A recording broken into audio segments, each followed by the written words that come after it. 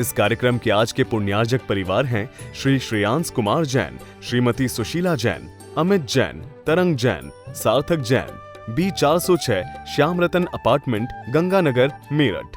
ये जमीन से हमारे मंदिर जुड़े थे तो हमारे समाज के संबंध भी जमीन से जुड़े थे, और आज हमारे शिखर ऊपर से हैं तो हमारे रिश्ते भी ऊपर से हैं। कहां से? कहां से? बोलो। ऊपर से। इसीलिए तुम्हारा भाग्य नहीं जाग रहा, इसलिए तुम्हारा सौभाग्य नहीं जाग रहा। हम बार बार आकर के कहते हैं कि मेरा भाग्य जाग जाए। अरे भाग्य जागने के पहले तुम्हें अपने मन को बदलने की जरूरत है। राजा अरविंद का जैसा नाम था वैसा ही उनका काम था। आज हमारे घर तो सुंदर हैं, आज हमारे मंदिर तो विशाल हैं, लेकिन हमारे हृदय विशाल नहीं है। और जहां हृदय विशाल हुआ करते हैं वहां हम एक दूसरे के जमीन की तरफ नहीं देखते हैं, एक दूसरे के दिलों की भावनाओं का सम्मान किया करते हैं, एक दूसरे की भावनाओं का आदर किया करते हैं। तो राजा अरविंद का नगर कौन सा? कौन सा? भूदरपुर। अब कथा आगे बढ़ती है। विश्वभूत मंत्री है जिनका, विश्वभूत मंत्री है जिनका, विश्वभूत मंत्री है जिनका। बोलिए मुंह से। ऐसे मत बैठो कि शमशान में बैठे हो, भगवान की कथा में बैठे हो, हर्ष दिखना चाहिए चेहरे पर। विश्वभूत मंत्री है जिनका, विश्वभूत मंत्री है जिनका, विश्वभूत। अनुराधा जिनकी जान है, अनुराधा जिनकी जान है। जन्म लिया दोनों लालों ने, जन्म दिया दो लालों को, पाप पुण्य का जोड़ा। जन्म दिया दो लालों को, पाप पुण्य का जोड़ा। ज्येष्ठ ने पाया कमठ नाम तो, ज्येष्ठ ने पाया कमठ नाम तो, तू जा मारू भूति। ज्येष्ठ ने पाया कमठ नाम तो, तू जा मारू भूति। कथा सुनाए,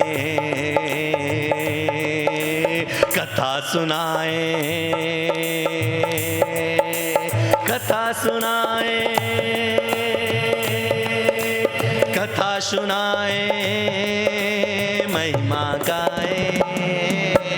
कथा सुनाए, महिमा गाए, कथा सुनाए।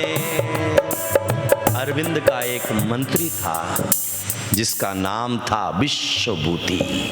क्या नाम था? उनका एक मंत्री था जिसका नाम था विश्वभूति। जैसा उसका नाम था, ब्राह्मण था। उसकी पत्नी अनुराधा, जिसने 2 पुत्रों को जन्म दिया। एक पुत्र का नाम था कमठ और दूसरे पुत्र का नाम था मारूभूति। याद में रखिएगा, कमठ नाम आज से नहीं पड़ा है।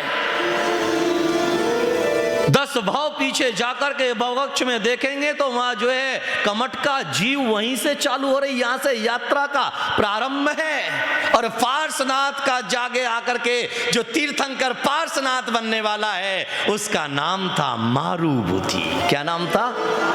एक ही मां से पैदा हुए,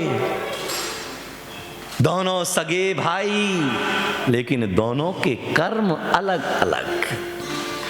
याद में रखिएगा कि उत्तम कुल में पैदा होने से आदमी धन्य नहीं हो जाता है। उत्तम माता पिता की कोख से पैदा होकर के जीव पुण्य आत्मा नहीं बन जाता है। उत्तम गुण आने पर आदमी पुण्य आत्मा जरूर बनता है।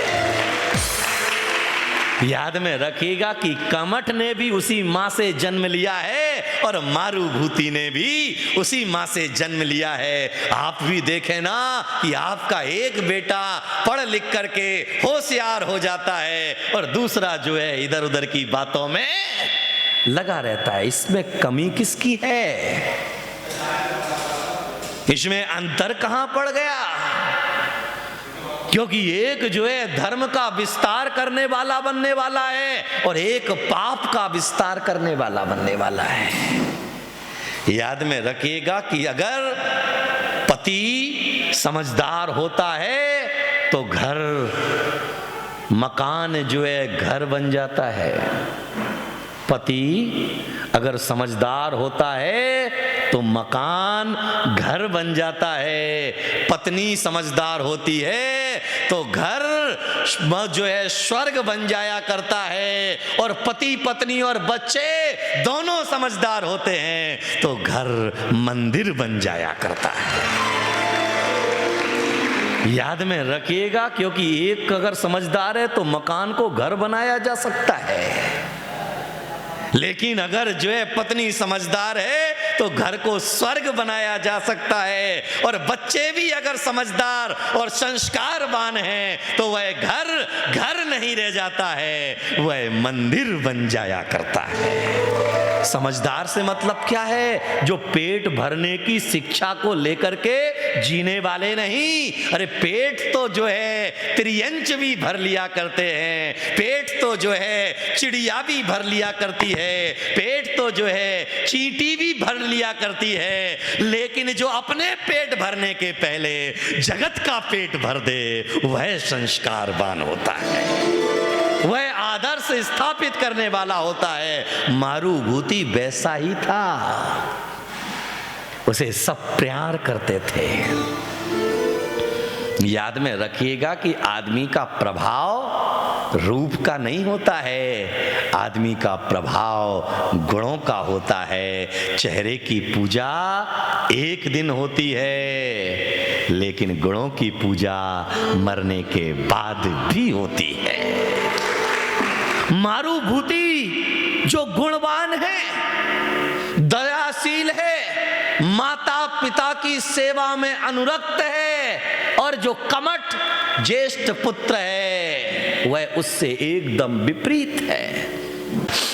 दया प्रेम दया और क्षमा है भूषण, प्रेम दया और क्षमा है भूषण, प्रेम दया और क्षमा है भूषण। भाई तालियां भी नहीं और मुंह भी नहीं, क्योंकि तुम्हारे पास ये तीनों ही नहीं है, प्रेम भी नहीं, क्षमा भी नहीं, और अरे बोलो ना, प्रेम है? अरे बोलो किससे? तो फिर बोलो ना मुंह से, अपने हाथों को खोलो। प्रेम दया और क्षमा है भूषण, प्रेम दया और क्षमा है भूषण, प्रेम दया। मारुभूति जिसका नाम है, मारुभूति जिसका नाम है, माता पिता गुरुओं का करते, माता पिता गुरुओं का करते आदर और सत्कार है, आदर और सत्कार है, आदर और सत्कार है। तभी तो बनेंगे आगे चलकर, तभी तो बनेंगे आगे चलकर, तभी तो बनेंगे, तभी तो बनेंगे आगे चलकर, तभी तो बनेंगे। पार्श्वनाथ भगवान है, पार्श्वनाथ भगवान है, पार्श्वनाथ भगवान है, पार्श्वनाथ भगवान है, पार्श्वनाथ भगवान है, पार्श्वनाथ भगवान है। क्यों बनेंगे? क्यों आगे आकर के वह तीर्थंकर बनेंगे? क्योंकि 10 भाव पहले उनके मन में क्या है? क्या है? सभी जीवों के प्रति प्रेम का भाव। किसके प्रति? और तुम्हारा किसके प्रति प्रेम का भाव है? धन के प्रति। किसके प्रति? धन के प्रति, पद के प्रति, बद के प्रति, अपने परिवार के प्रति। और उनका भाव किसके प्रति है? बोलो। किसके प्रति? महिलाओं का प्रेम है सोने के प्रति। किसके प्रति? सोने के प्रति। गहने भले ही नहीं खरीदना हो, लेकिन सुनार की दुकान से अगर निकल रहे हैं तो एक नजर तो, अरे बोलो ना, एक नजर तो डाल ही देंगे। और इनका प्रेम है, अभी ये कह रहे थे ना, गांधी लाओ गांधी, याद में रखना जिनकी गांधी। इसीलिए तो कहा जाता है, मैंने एक दिन अपने प्रवचन में कहा था, गांधी क्या चली तेरे नाम की आंधी, जीवन भर बैठ के रहे एक लंगोट में और आज बैठे हो 500 और 1000 के नोट में। ये गांधी हिंसा को बढ़ाने वाला है। ये गांधी अंदर के तुम्हारे करुणा को मारने वाला है।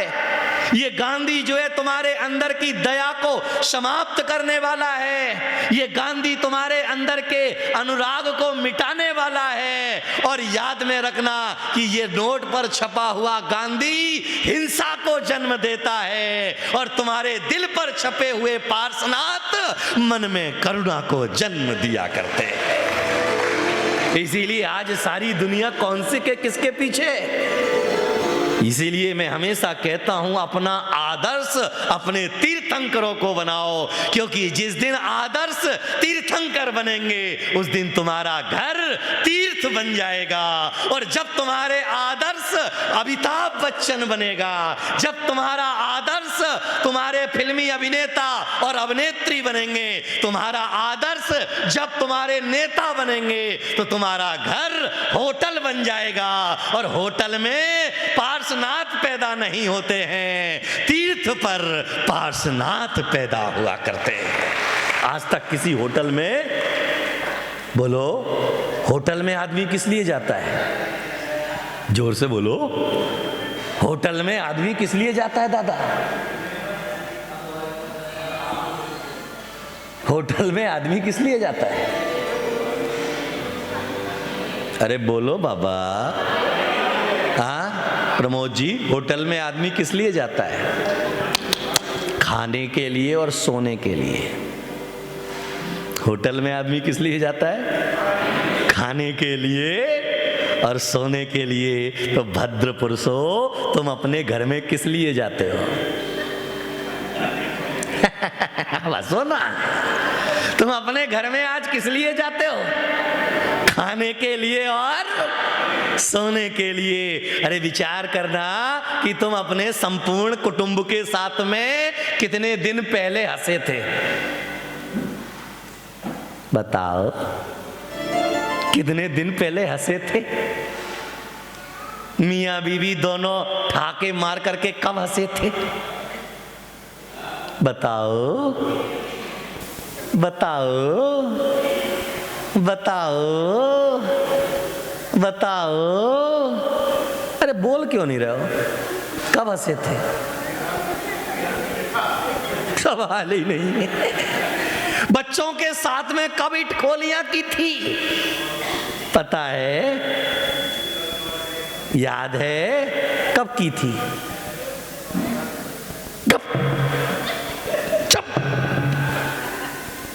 क्योंकि बच्चों के साथ में इटखोलियां नहीं, परिवार के साथ में संवाद नहीं। गए आई आऊ अम,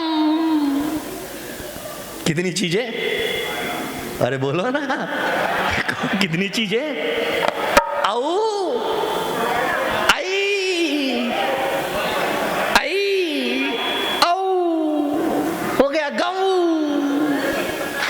क्योंकि पत्नी को भी टाइम नहीं है, पति को भी टाइम नहीं है, और तुम्हारे जो पैदा हुए, कौन बोला उनको भी टाइम नहीं है?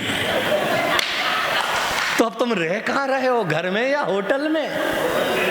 कहाँ रह रहे हो? कहाँ रह रहे हो? तो याद में रखना, होटल में कोई तीर्थंकर पैदा होंगे, होटल में कोई, याद में रखना, होटल में तीर्थंकर पैदा नहीं होते हैं, होटल से तो जानवर पैदा हुआ करते हैं। याद में रखना, जानवर जहां रहते हैं उसको क्या कहते हैं? कौन कौन कौन? अब जिस घर में नृत्य नहीं, जिस घर में खुशी नहीं, जिस घर में आनंद नहीं, तो गांधी को खा के क्या मर रहोगे? एक बाप को जानता हूं, वो यहीं बैठा है, कहो तो खड़ा करो।